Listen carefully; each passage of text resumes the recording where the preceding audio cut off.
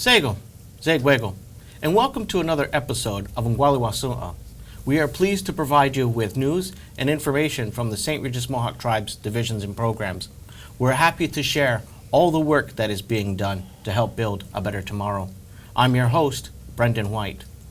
In this episode, we talk about recent events that have been taking place in Standing Rock, North Dakota. Joining me for that discussion are members of the St. Regis Mohawk Tribal Council. They are Tribal Chief Ron Lafrance, Beverly Cook, Eric Thompson, and Sub-Chief Cheryl Jacobs.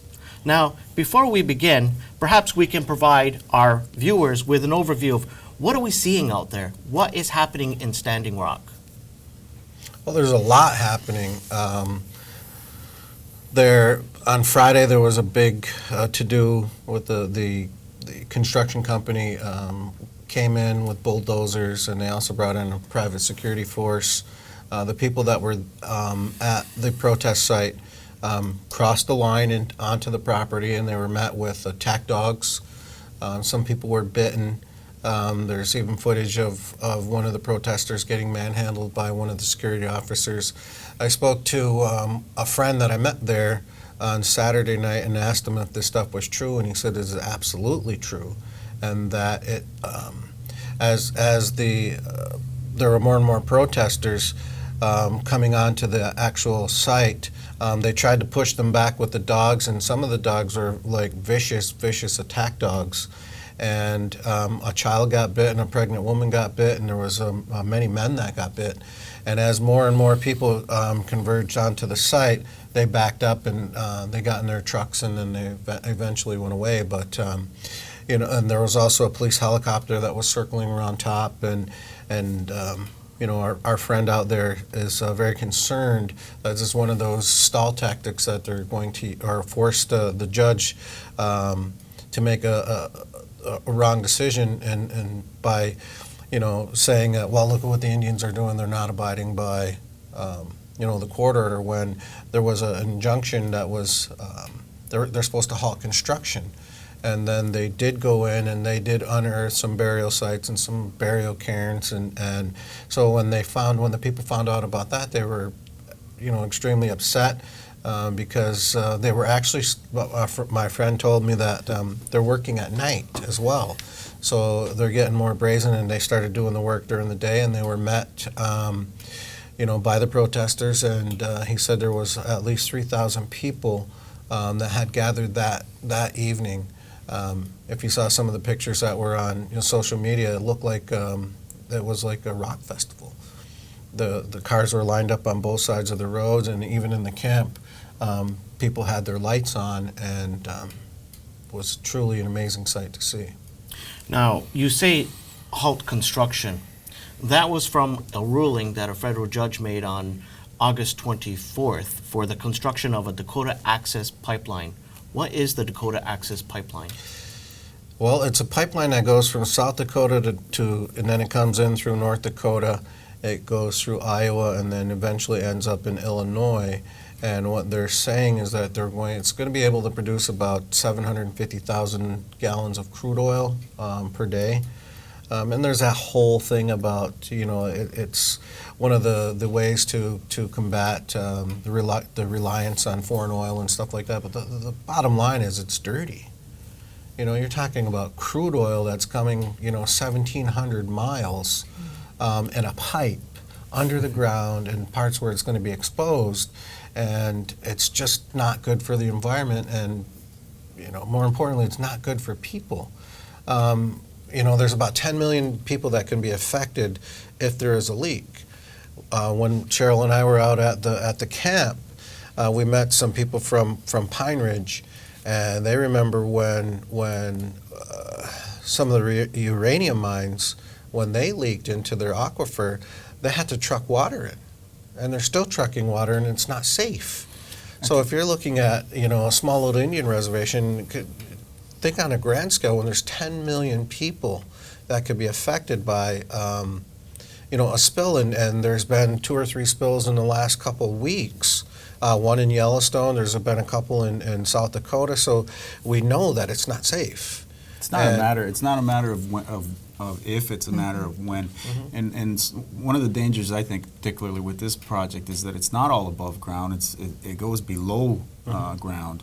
So the monitoring of it is troubling. And some of the, when we were in the court listening to the oral arguments last week, the attorney for the construction company or for the project stated that they went down 200 feet in some areas to avoid certain areas. So there's 200. That's a depth of 200 feet. And if the pipe bursts, they're not going to know about anything that happens until it bubbles to the surface or until it leaches into the water supply. So it's troubling. It's really troubling. Now, they're looking to bury the pipe under the ground. And why is that so significant out there? Well, the instances that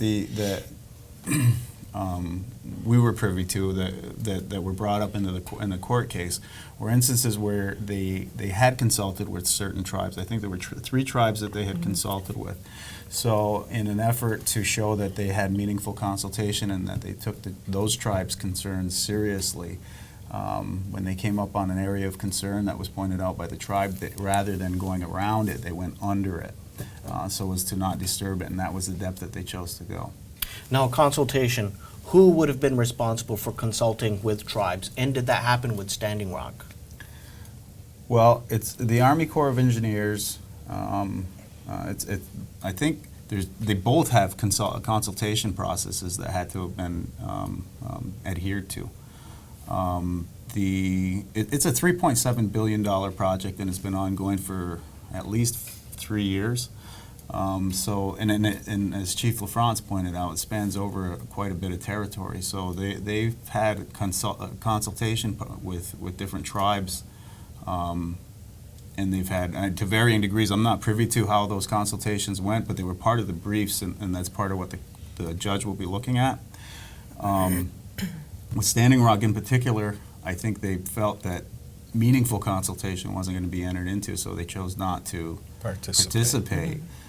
Meaning that just the very act of their participation would have been a default or a de facto approval of the process itself, and none of their concerns would have been taken very seriously.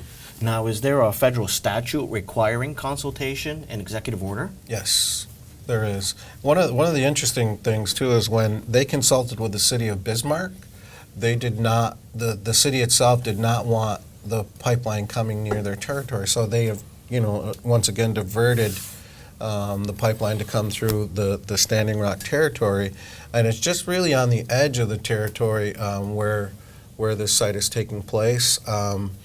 But it's just like here. I mean, that's part of their traditional and ancestral territory. They have burial mounds there, and they have sacred sites there. So that's one of the things that is sacred to them, and why they get so upset when you talk about consultation. Is it more than just checking the box, or are they actually hearing the concerns of the tribe? And in this case, Dave Archambault, the juniors, was saying that no, they didn't properly consult with the tribe, and then Chief Thompson said that they chose not to participate. And I think part of the reason why they didn't was because of the consultation process itself. Is it truly consultation, or are they just presenting something that they're going to do, and if you object, well, okay.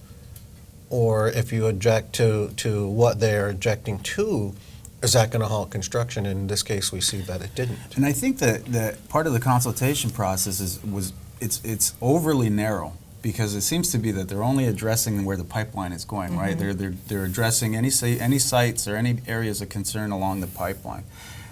But the area of concern is much broader because of the water supply, which might not be directly on the pipeline, but it's a close proximity. So I think that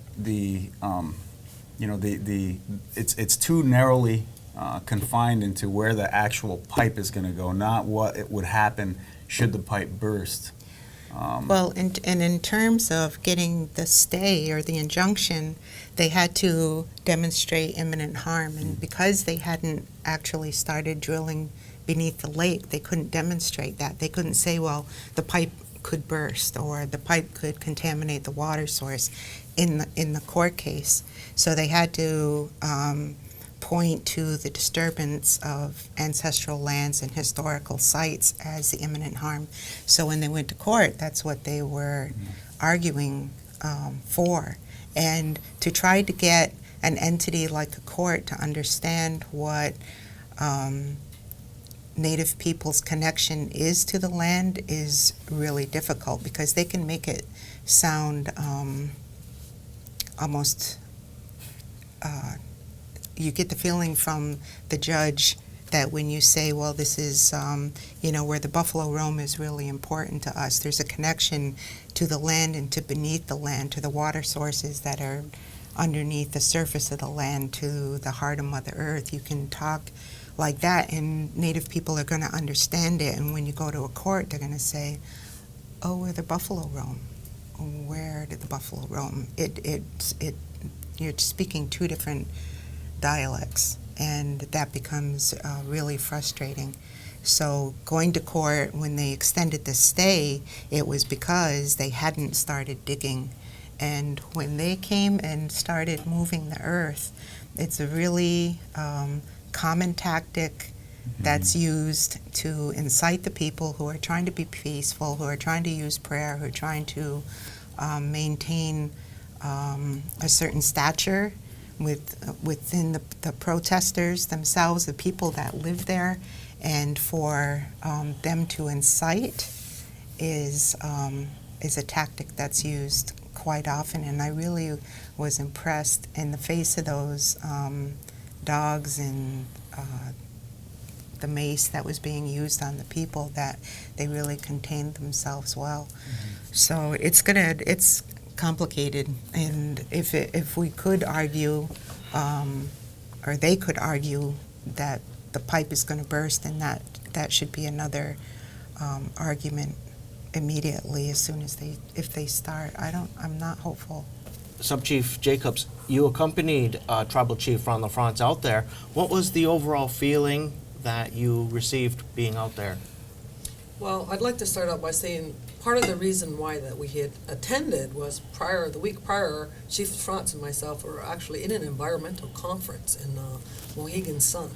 So throughout that week, everything that was being discussed, the facilitator of the 1 week environmental acknowledged that we were there, and we asked if she could acknowledge that we were going to be participating in attending to show support and unity to the cause, because Tribal Council had in the back at home, they were already working on the Tribal Council resolution to show the support that we were offering to give them as far as moral support.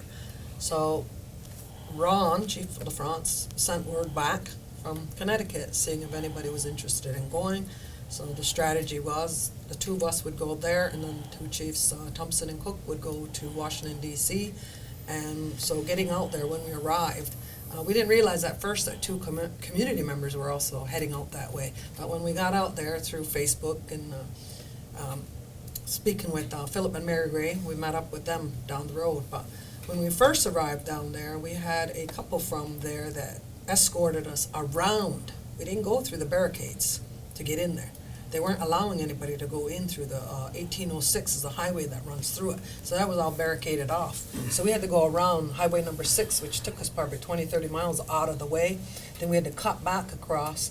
By the time the first day of travel was we were pretty tired. The next day when we got there, we purchased water, 20 cases of water, and Mary and Philip didn't have a vehicle because there was no vehicles at the airport that could be rented.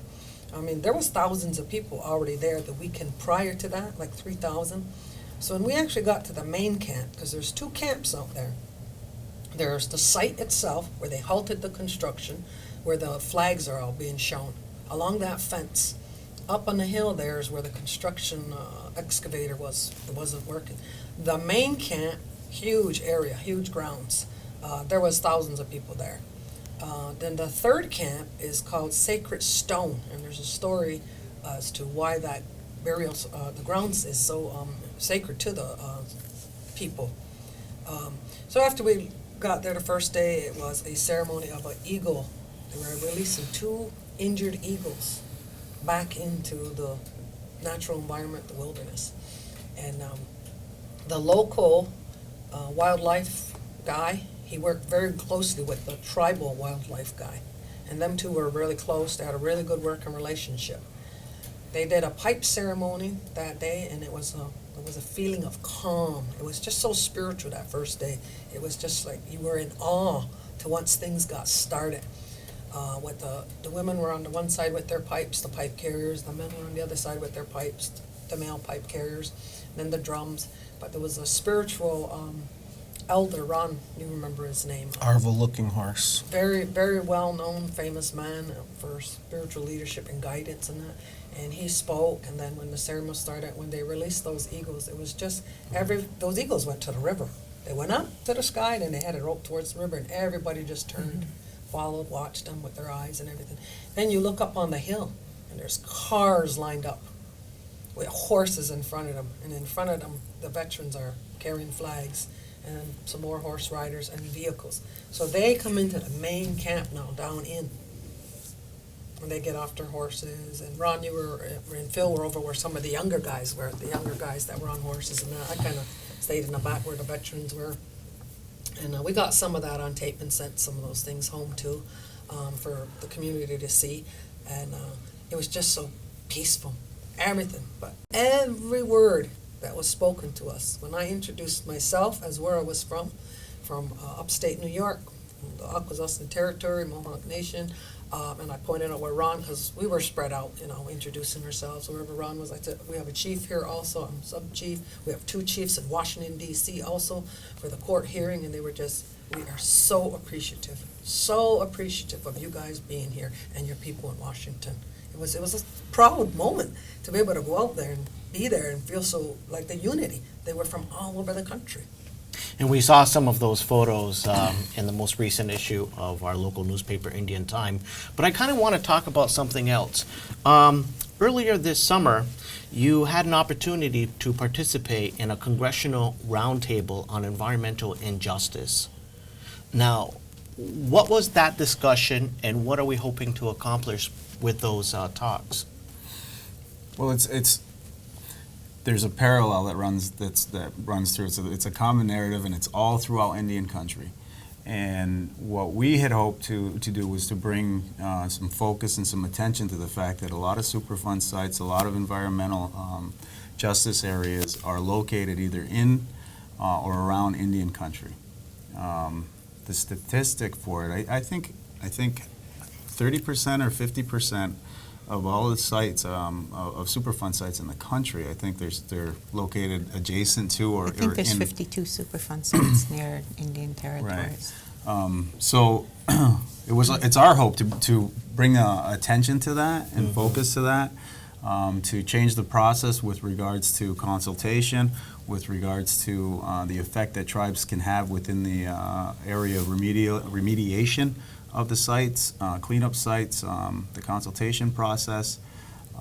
So Chief Cook, Sub-Chief Connors, and I have been in D.C. and we've worked diligently on this issue for about a year and a half, I'd say, meeting different congressmen, senators, the Senate Committee on Indian Affairs, encouraging them to have a hearing on Superfund sites in Indian country.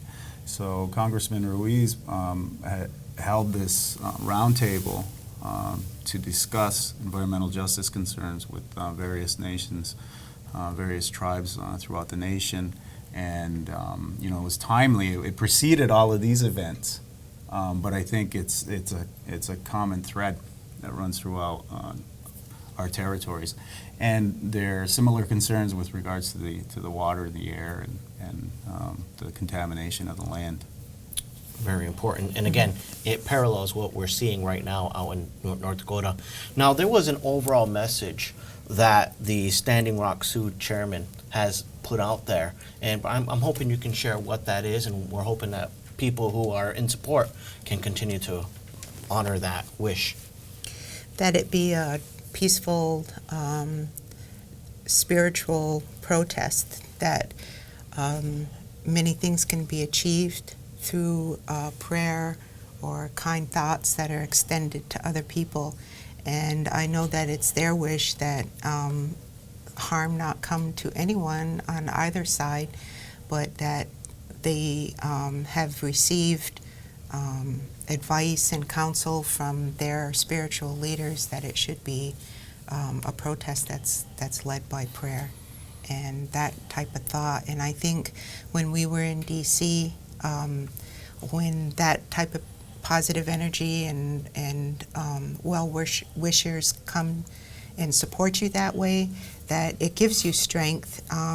It also gives you hope.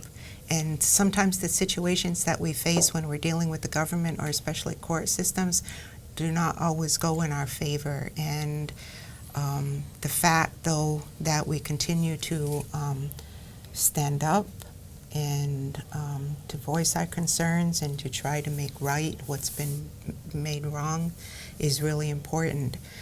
So it was also, we received the same reception when we were in D.C. There was a busload of people who had just driven 30 hours from Cheyenne River who were really happy that we were there. They were happy to hear, conversely, that we had a sub-chief and a chief out at the encampment, so they were encouraged, and I think holding them up is really important. And in times here at Akwesasne and in Haudenosaunee country, when we've had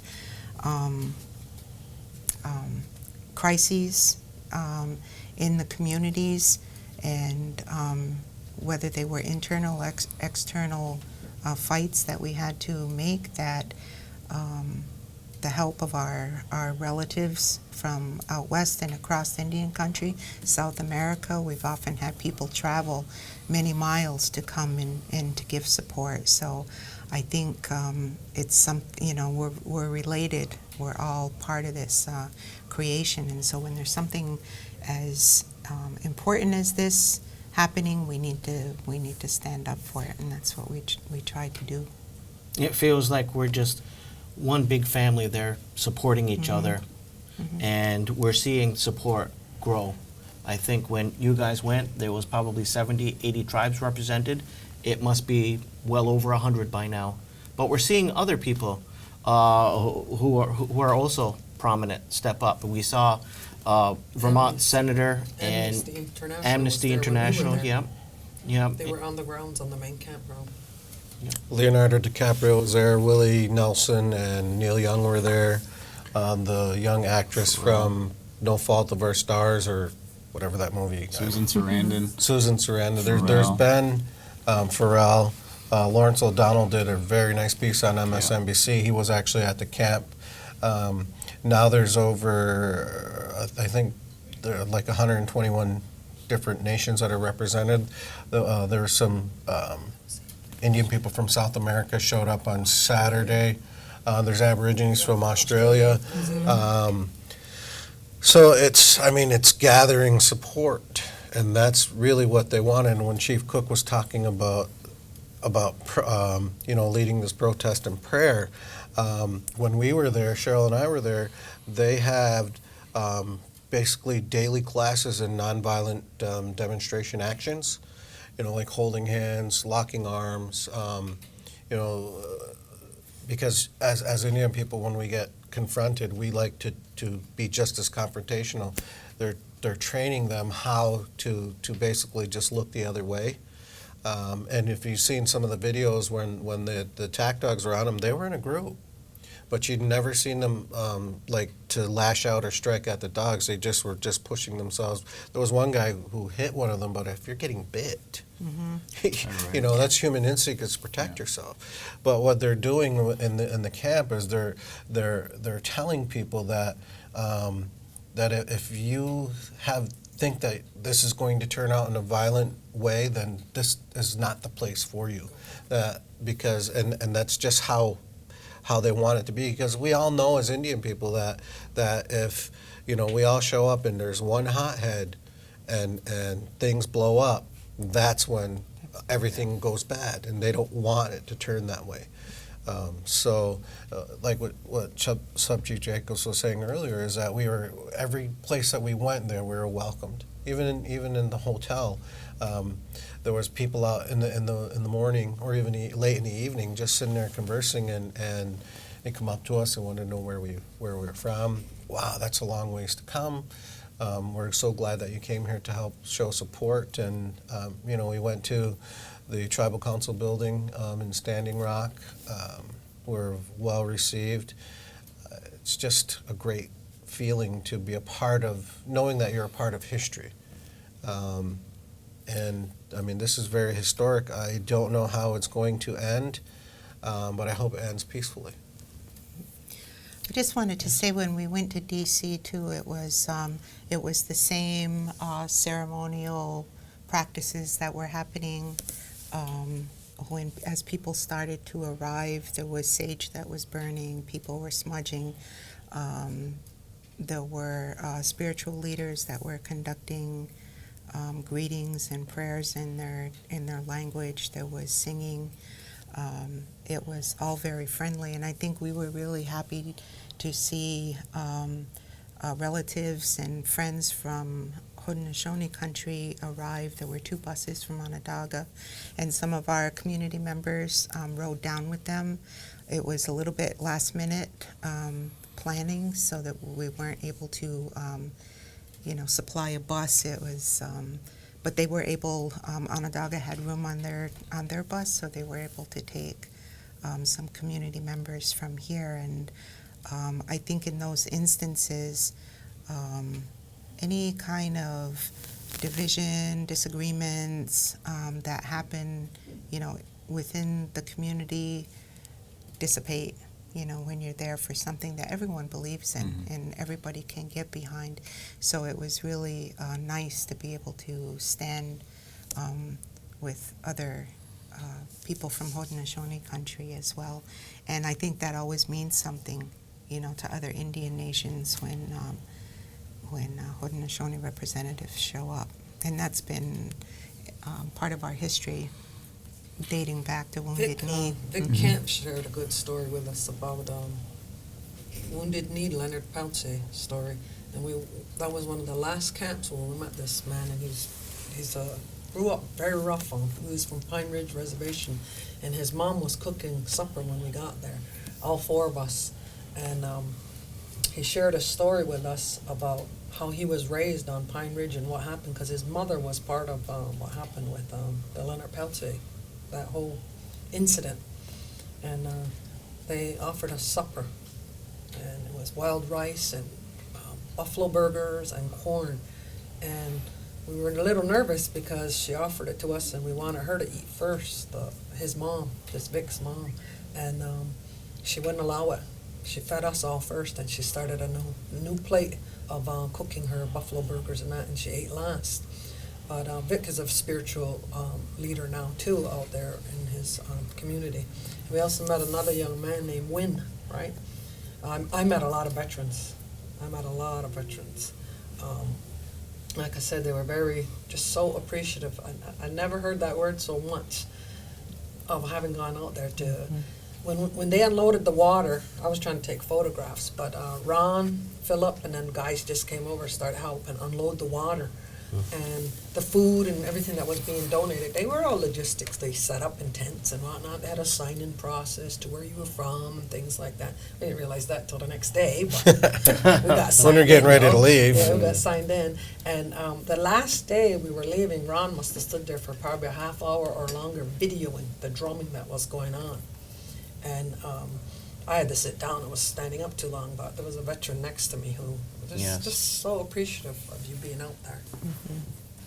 It was an unbelievable feeling. Well, I just want to thank you all for joining us for this discussion today. And earlier you mentioned MSNBC's Lawrence O'Donnell in his episode called The Last Words. If you haven't, I certainly encourage you to locate that clip. It's very powerful words, and he shares with us the original relationship that we had. So speaking of last words, I would like to give each of you an opportunity to share some. Well, when we went out to speak in front of the Standing Rock Tribal Council, I told them that 100 years ago, when Alcoa and the industries were starting to come here, nobody spoke up for us. And if you fast forward 100 years, we know that these things are not safe. Our community is sick. Our women have reproductive problems, or we have high rates of cancer, of diabetes, so we know that these things are not safe. And what I told them, that the people of the Akwesasne Mohawk Nation are here to support whatever it is that they need done. And I promised them that if, something was to happen, that we would be back, and this time we would bring numbers. And they really liked that. So, like Chief Cook said, in the case that something does happen, we will plan accordingly, so that for those who want to go, maybe we can get a bus or whatever it is that we're going to do to bring people out there to show support. I think one of the best things that we can do for them out there is to keep spreading the word and keep it public, and keep the events that are transpiring out there in the media so that people can see it. Because one of the strongest tools, weapons that's been used against movements in the past is the radio silence. Nobody knows about it. Nobody's heard about it. So I think exposing the efforts of the peaceful protesters and exposing the activities of the oil companies and their tactics against the people is really important, and is like a shield for them. So I just encourage people to keep sharing the recordings that are coming out of Standing Rock, and sharing it with Thank you. others. Chief Thompson? Well, I think that the overall events that have led up to what's occurring now, and what is happening now, it serves as a flashpoint, I think, for singular action within Indian country, unity, everybody working in concert, focusing on a single action, a single issue. I think that we have strength in numbers. We've seen this intermittently throughout the years. You had the 70s, the 80s, the 90s. And this is serving as a catalyst to focus the people's ideas on environmental protectionism and sovereignty. And I think those are two very powerful issues that are hand in hand here. And I think that the backdrop that we're serving as on the front lines of this is actually something that is of concern across both countries, the United States and Canada, for the entire population. So I think it's a very important symbolic event for people to acknowledge, but it's a very, very real event within Indian country. I think is an exertion of sovereignty and a focus of concerted action, peaceful protest, and assertion of our sovereignty across the board. And I think that it's it's very inspiring to see that. Sub-Chief Jacobs? You made a statement about Mr. O'Donnell did a clip, and you used the term, we had a connection. We still have that connection to the land, and that's why this is so important to the Oklahoma people across Canada and the United States. And I seen a very short Facebook video posting of a community, I believe in Iowa or somewhere, that they were all standing alone, and they were protesting also about this pipeline. So it is gaining momentum. So it's gaining momentum outside of Indian country also. And maybe they're starting to wake up and realize that what we're fighting for, not just for our own selves as us being Oklahoma people, but what we're standing for as far as protecting the land, maybe it's starting to send a message for others to wake up, of all races, not just Oklahoma people. Once again, Yawangoa. Thank you for watching this episode of Onkwarihwashon. I'm your host, Brendan White. Until next time, Onigi.